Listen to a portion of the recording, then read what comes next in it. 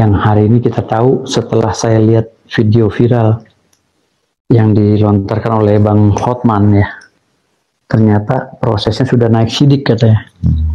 Naik sidik itu artinya satu langkah lagi untuk mencari siapa tersangka, karena terlapor itu kan ada 4 orang kalau nggak salah waktu itu ya, 3 atau 4 orang. Klien saya Bang Rasman, waktu itu saya masih menjabat ya sebagai advokat, belum dibekukan, dan saya dalam saat itu terikat dengan kuasa.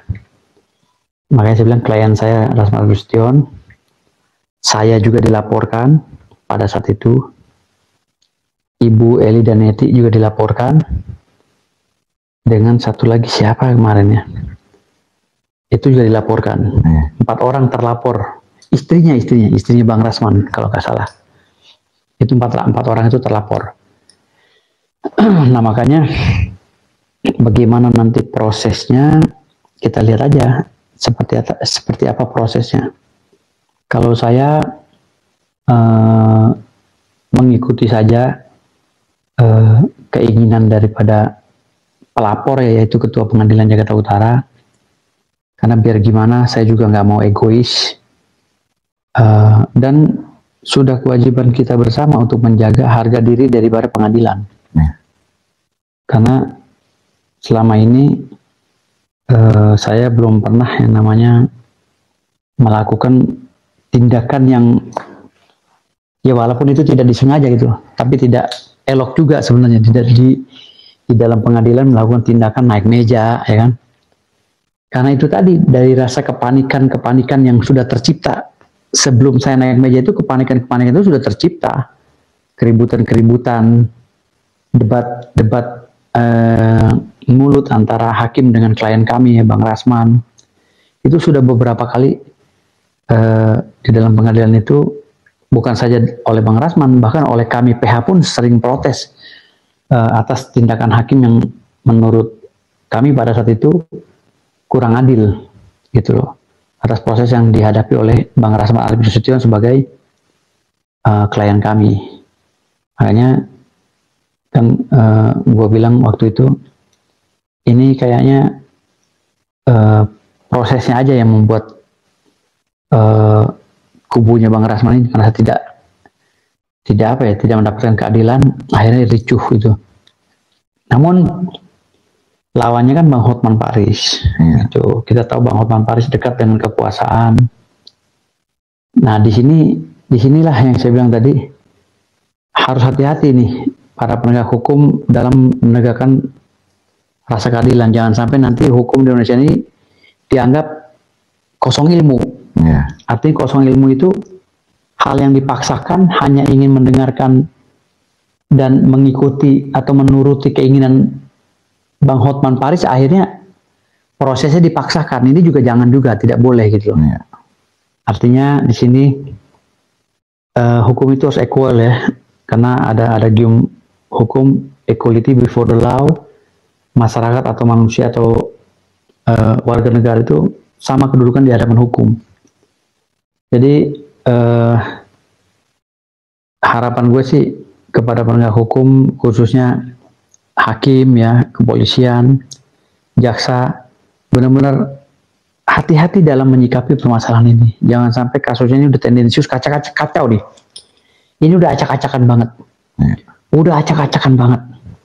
Dari proses pembekuan gue yang tanpa surat panggilan sebagai anggota advokat yang melanggar etik ya, tanpa harus di sidang etik, gue dipecat oleh KAI, dan yang mencatnya aja ketua umum yang nggak terdaftar di Dijen AHU, alias semi ilegal, gitu loh. Kan syaratnya untuk menjadi ketua umum harus terdaftar di Dijen AHU, melalui surat AHU tadi, nomor AHU nomor sekian, ketua umumnya sekian-sekian ya. Tetapi ini KAI, Kongres Advokat Indonesia, mempunyai ketua umum yang gue duga ini ilegal, memecat gue, dan surat pemecatannya itu diberikan kepada Mahkamah Agung dan dijadikan rekomendasi untuk membekukan berita acara sumpah gue. Bayangkan. Dan di dalam berita acara sumpah itu alasan-alasannya adalah contempt of court. Lu bisa bayangkan contempt of court-nya gue belum pasti menjadi terpidana, tapi hukumannya udah gue dapat, gue udah dibekukan. Lu bisa bayangkan.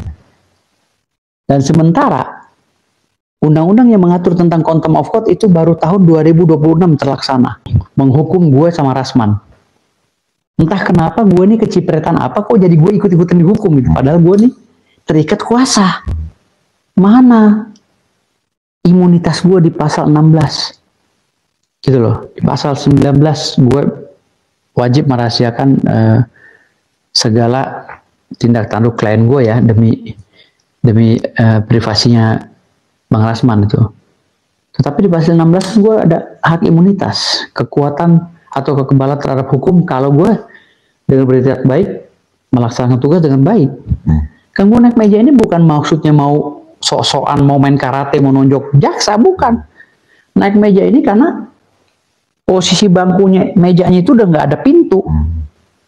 Dan di sini pengacaranya Iklim Hakim, di sini kiri kanan ini pengacara semua, di belakang juga bangku-bangku. Dan gue naik tuh spontan ketika gue baca WA begini, pas mau keluar kan hakim sudah men-skor. Gue udah mau keluar, tahu-tahu gue dicolek sama Ibu Elida. Rasman dikeroyok. Akhirnya gue tunjuklah jaksa, bang, jangan begitu dong bang, sama klien saya jangan begitu kan. Akhirnya gue naik meja, gitu loh. Gue naik meja tuh maksudnya mau loncat, mau nolongin Bang Rasman, mau misahin gitu loh. Karena gue lihat kan udah hitam-hitam semua nih, udah nggak kelihatan lagi nih teman mana, lawan mana gitu loh. Takutnya terjadi apa-apa. Gue nggak fokus ke Bang Rasman, bahkan Bang Hotman nggak. Karena dari awal memang gue nggak mau mencelakai Bang Hotman, nggak ada niat gue mencelakai Bang Hotman dari awal. Jadi tujuan gue tuh murni berdasarkan kuasa, mau menyelamatkan klien, gitu loh. Tetapi karena ditegur oleh jaksa, akhirnya gue turun. Gue sadar lah, oh ya salah ternyata naik meja, gue turun, gitu loh. Tapi jaksa melontarkan kalimat-kalimat yang nggak pantas bagi seorang penegak hukum terhadap diri gue yang masih pakai toga. Dengan kalimat makian-makian, gue dikatain ya binatang dan lain-lain. Akhirnya gue samperin tuh jaksa. Gue bilang, Adinda jangan kan lebih muda dari gue, jaksanya yang ada yang pendek tuh. Adinda kamu jangan kasar sama saya, kok ngomongnya begitu. Ya udah, akhirnya kami saling maaf-maafan sama jaksa. Udah gak ada masalah tuh sama jaksa. Namun hadir lagi emosi Bang Rasman, teriak lagi, ribut lagi di situ. Waduh, udah kacau udah bingung kan. Gue udah bingung nih, udah hiruk pikuk udah bingung kan, orang udah pada masuk semua. Nah sementara gue masih terikat kuasa. Kalau kami sudah mendapatkan kuasa bagi diri gue, kalau udah mendapatkan kuasa, gue adalah dia adalah gue jaga. Bukan saja sebagai pengacara, tapi sebagai security-nya dia. Gue jagain dia. Polisi udah mulai masuk, Kapolres apa segala. Gue kebingungan, kok orang segini banyak yang masuk ke ruang persidangan tanpa ada batasan gitu. Padahal di situ ada Pamdal. Gue sampai bilang sama Pamdal, bang, tolong bang, bantu bang, jagain klien saya. Nah makanya waktu Bang Rasman ribut-ribut ngetok-ngetok, hakim juga banyak yang koruptor. Nah itu tuh gue videoin tuh. Tujuannya apa? Tujuannya agar Bang Rasman jangan sampai dipukul sama orang dari belakang. Makanya gue pepet dia terus kan, gue sambil videoin. Dan gue menjaga juga hakim, agar hakim juga jangan dipukul sama Bang Rasman. Karena kan gue bilang Bang Rasman, bang tolong bang, jangan keras. Dia tuh udah kayak, Bang Rasman itu udah kayak ketutup kupingnya nggak kedengaran lagi. Karena gue colek-colek begini udah kayak nggak sadar dia loh. Bang tolong bang, itu ibu-ibu. Tolong bang, gue bisikin dia, tolong bang, itu ibu-ibu bang. Itu hakimnya wanita bang. Beberapa kali gue bisikin gitu, dia udah nggak dengar gitu loh. Nah, akhirnya gue, tapi video itu gue unggah, video dari handphone gue itu gue unggah di grup kita. Kan ada grup yang dibuat oleh Bang Rasman. Jadi gue bilang, ini bang buktinya nggak ada kekerasan, tapi abang mungkin di sini agak sedikit keras bicaranya kepada hakim, dengan mengatakan padahal itu hakim juga di Indonesia banyak yang koruptor gitu loh. Nah, koruptor-koruptor itu dipotong lah entah oleh siapa, diunggah di media sosial, di Facebook atau di Instagram. Nah, gue juga kaget kok foto video ini jadi terpotong. Kalimat yang bahasanya Bang Rasman, di Indonesia ini juga hakim banyak yang koruptor itu. Nah, koruptornya itulah yang dipotong. Nah, ini kan merupakan satu kejahatan baru di luar daripada kejahatan yang dilakukan oleh Bang Rasman, misalnya kalau Bang Rasman memaki-maki hakim. Ini kejahatan baru dengan mengunggah video yang dipotong-potong sehingga mencelakai Bang Rasman dan saya. Sehingga saya dilaporkan ke Mabes Polri. Nah, ini juga saya juga akan mengkaji ini dan saya akan mengambil langkah hukum siapa yang mengedit video ini. Video saya ini. Karena di dalam undang-undang ITE ya, tidak boleh tuh yang namanya barang bukti atau alat bukti dari hasil colongan. Harus ada seizin dari pemilik si video itu. Nah, saya si pemilik video itu nggak merasa video itu utuh. Artinya kalau video itu nggak utuh, berarti cacat hukum itu, barang buktinya kan gitu. Itu yang pertama. Yang kedua, yang tadi saya udah bahas masalah contempt of court. Saya dibekukan sebagai advokat. Alasan-alasan pembekuannya ada di media sosial. Saya baca. Yang keluar dari surat Mahkamah Agung atas rekomendasi pemecatan saya dari Kongres Advokat Indonesia. Saya nggak pernah terima suratnya sampai detik ini. Surat pembekuan saya dari Mahkamah Agung nggak pernah diterima, kan? Surat pemecatan saya dari Kongres Advokat Indonesia nggak pernah diterima.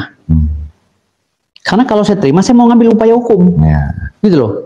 Saya mau ngambil langkah hukum. Apa langkah hukum yang saya akan ambil? Mereka nggak ngasih. Sudah saya suratin 3 kali Mahkamah Agung, minta tolong suratnya mana? Pembekuan saya nggak dikasih juga. Artinya di sini aja sudah melanggar hak asasi manusia. Gitu loh. Nah, ini mudah-mudahan Pak Prabowo ini dengar. Mudah-mudahan Pak Prabowo dengar ada anak manusia yang lagi dikebiri masalah hukum, dan kami ini sekolah hukum, mengerti konstruksi hukum. Kok hukum di Indonesia jadi begini? Jangan sampai Indonesia ini ikut dilaknat oleh Allah Subhanahu Wa Taala karena mempermainkan orang hukum. Saya ini pengemban amanah hukum loh, nggak pernah mau neko-neko. Dan selama saya jadi pengacara, saya nggak pernah nyogok hakim, polisi, demi Allah, demi Rasul. Hampir 10 tahun saya jadi pengacara, hampir 19 tahun saya bergelut di dunia hukum ya sebagai lembaga bantuan hukum. Ya, 9 tahun di LBH, hak kami, 10 tahun jadi pengacara, 19 tahun saya bergelut di dunia hukum. Nggak pernah setetes pun saya menyogok hakim, jaksa, dan polisi, nggak pernah. Saya murni membela hukum klien saya itu dengan otak saya, kemampuan saya. Makanya kalau ada orang bilang nyogok hakim, saya ketawa. Kalau kita punya ilmu buat apa